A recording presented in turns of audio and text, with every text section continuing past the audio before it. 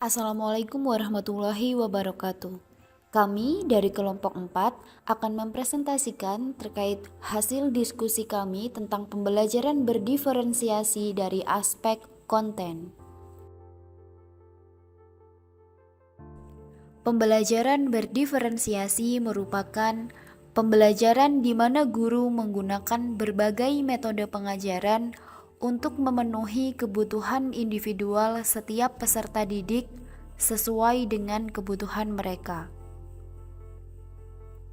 Kebutuhan tersebut berupa pengetahuan yang ada, gaya belajar, minat belajar, dan pemahaman terhadap mata pelajaran. Ada 4 aspek pada pembelajaran berdiferensiasi. Yang pertama, aspek konten. Yang kedua, aspek produk. Yang ketiga, aspek proses. Dan yang keempat, lingkungan belajar. Pada video kali ini kita akan membahas tentang pembelajaran berdiferensiasi pada aspek konten. Konten merupakan materi yang diajarkan atau disampaikan pada peserta didik dengan mempertimbangkan pemetaan kebutuhan belajar peserta didik. Pembelajaran konten merupakan hal yang esensial dalam pembelajaran. Konten ini ditujukan untuk membantu peserta didik dalam memahami materi, karena pembelajaran mengutamakan pemahaman materi. Terdapat 3 poin pada aspek konten, diantaranya yaitu: yang pertama, kesiapan belajar; yang kedua, minat peserta didik; dan yang ketiga, profil belajar. Untuk mengetahui lebih jauh mengenai pembelajaran berdiferensiasi pada aspek konten ini, mari kita saksikan hasil wawancara dengan salah satu guru penggerak di SDN Pisang Candi 4. Assalamualaikum warahmatullahi wabarakatuh. Di sini saya bersama salah satu guru yang ada di SDN Pisang Candi 4. Perkenalkan Bu, nama saya Hamidah Rizkyariani. Saya mahasiswa PPG dari Universitas Kanjuruhan Malang. Mohon izin buat mewawancarai Anda dengan terkait diferensiasi konten. Baik, silakan.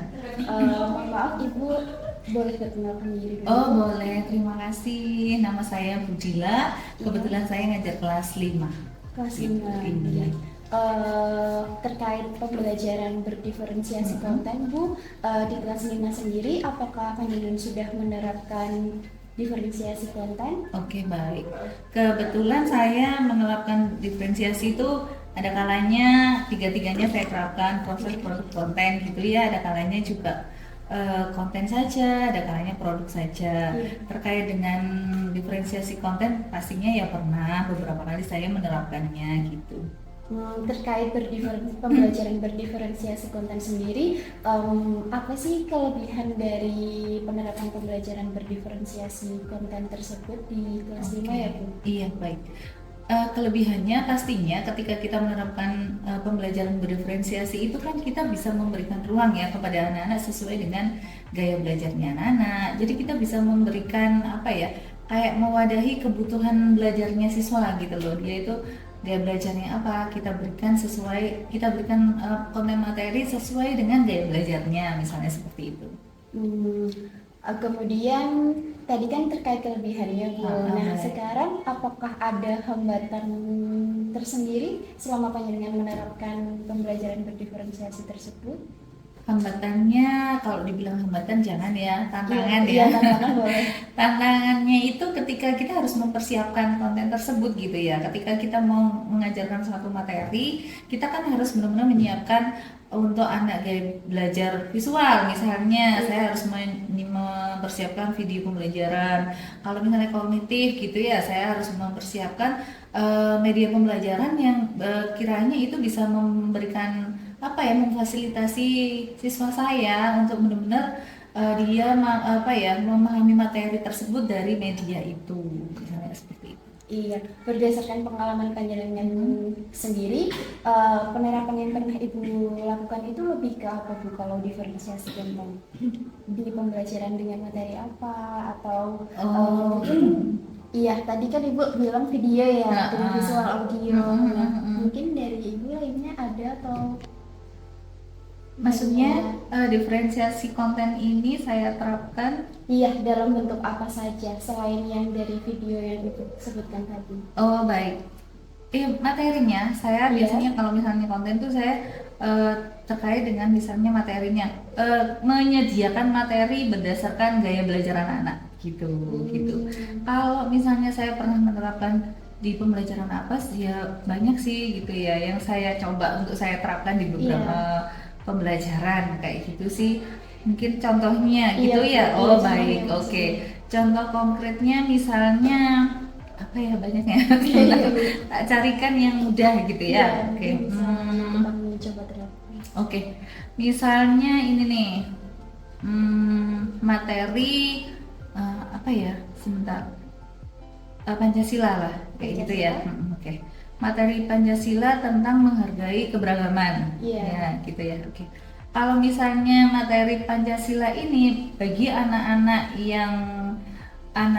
yang audio gitu ya, saya biasanya bercerita seperti itu. Kemudian atau saya dengarkan melalui HP gitu. Kalau misalnya anak visual, biasanya saya membuat media mereka ini medianya video pembelajaran. Nah, seperti itu.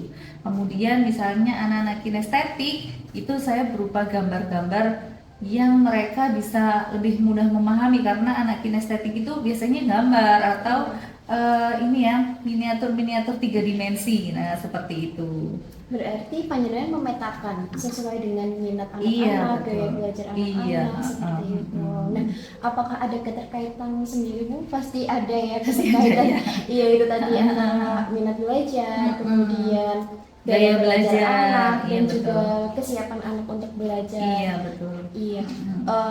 Kemudian Bu dari pembelajaran berdiferensiasi konten sendiri dari pengalaman panjenengan, apakah ada mungkin pengalaman tersendiri yang bisa di-sharekan ke kita untuk lebih bisa mempersiapkan pembelajaran berdiferensiasi konten itu apa saja yang harus disiapkan Oke.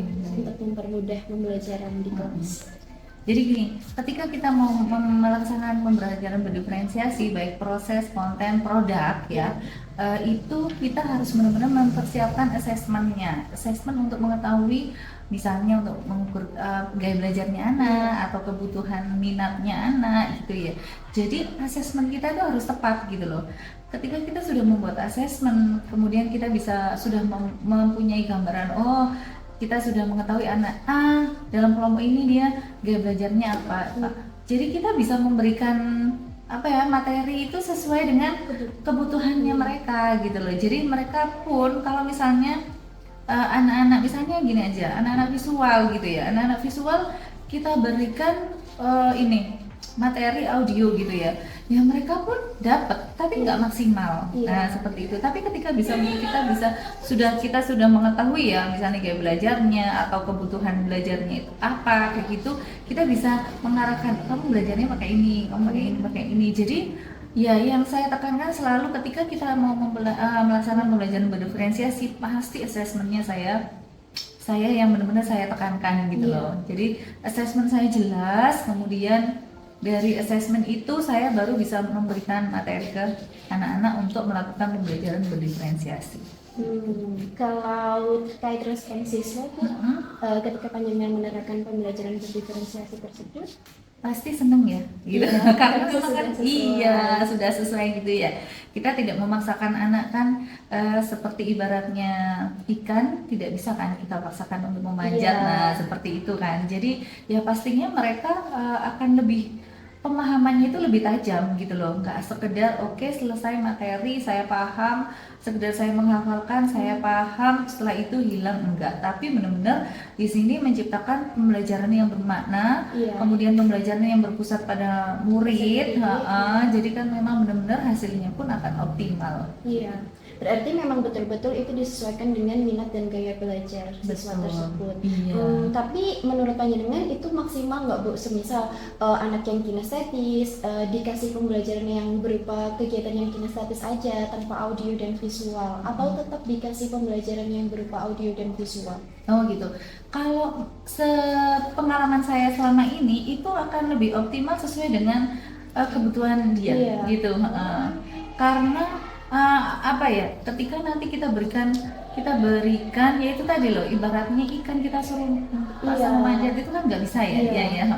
Kita memasangkan anak auditori tapi dia itu misalnya gini, yang lebih ini tuh misalnya anak kinestetik itu kita paksa untuk hanya melihat video gitu ya, video kan misalnya untuk anak visual gitu ya, dia tuh juga ini apaan sih gitu ya, jadi dia benar-benar nggak akan memahami itu. Ya sudahlah, oke, mungkin dia bisa menyelesaikan tugas dengan baik sementara waktu, Iya. tapi pemahaman konsepnya itu tidak akan mendalam seperti yang dia mengalami. Kalau anak kinestetik kan memang dia harus mengalami percobaan lah, dia harus bergerak lah. Nah seperti itu, benar-benar kinestetiknya yang dioptimalkan. Iya. Jadi ya memang benar-benar kalau menurut saya pribadi itu memang benar-benar sesuai dengan kebutuhan mereka. Betul begitu. Baik Bu, sekian untuk wawancara hari ini. Terima kasih banyak buat informasinya Bu. Wassalamualaikum warahmatullahi wabarakatuh. Waalaikumsalam warahmatullahi wabarakatuh. Mudah-mudahan bermanfaat. Iya, makasih banyak. Sama-sama. Setelah menganalisis video wawancara tersebut, kami menemukan salah satu jurnal penelitian oleh Faiz 2022 yang menyatakan penting bagi guru mengetahui kecenderungan peserta didik dalam belajar. Tentunya, peserta didik juga harus mendapatkan penjelasan yang komprehensif mengenai tes gaya belajar. Hal ini berguna untuk meningkatkan kesadaran peserta didik mengenai kegiatan belajar yang cocok, sehingga dapat mengantarkan pada pembelajaran yang efektif. Jurnal lain yang berkaitan dengan hasil wawancara tersebut yaitu jurnal oleh Marzuan tahun 2023 yang menyatakan berdasarkan hasil telaah dari berbagai sumber yang telah dilakukan dalam kajian ini, dapat disimpulkan bahwa penerapan pembelajaran berdiferensiasi di sekolah dasar dapat membantu meningkatkan hasil belajar peserta didik, memperbaiki kualitas pembelajaran, dan memperkuat inklusi pendidikan. Sama halnya dengan penelitian yang dilakukan oleh Wahyudi tahun 2023 yang menyatakan ada 3 langkah yang dilakukan guru untuk menerapkan pendekatan pembelajaran berdiferensiasi pada mata pelajaran IPAS di kelas 5 SDN 8 Samarinda Seberang. Guru dan siswa mendapat manfaat dari pengajaran yang berbeda. Siswa merasa puas dengan pendidikannya karena disesuaikan dengan minat, gaya belajar, dan tingkat kesiapannya. Berdasarkan penjelasan tersebut, maka dapat disimpulkan pembelajaran berdiferensiasi adalah pembelajaran yang memenuhi, melayani, dan mengakui keberagaman peserta didik dalam belajar sesuai dengan kesiapan, minat, dan preferensi belajar peserta didik. Sekian presentasi dan penunjukan video hasil wawancara kami. Sampai jumpa di diskusi selanjutnya. Wassalamualaikum warahmatullahi wabarakatuh.